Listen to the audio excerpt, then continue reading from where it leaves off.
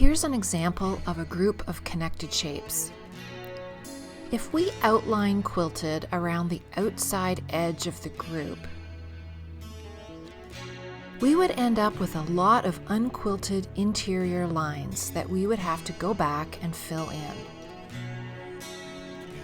I prefer to quilt each shape as I go, and here's how. Begin quilting around the outside edge of the group. When you reach a connected shape, quilt the connecting line and then outline the shape. Quilt over the connecting line again and continue until you reach the next shape. Continue until the whole group has been quilted.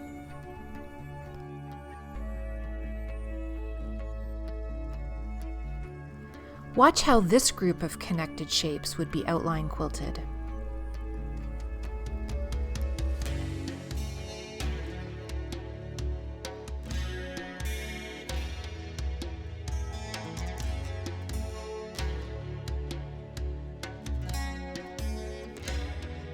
This method of double quilting over some of the lines will save you considerable time and stops and starts.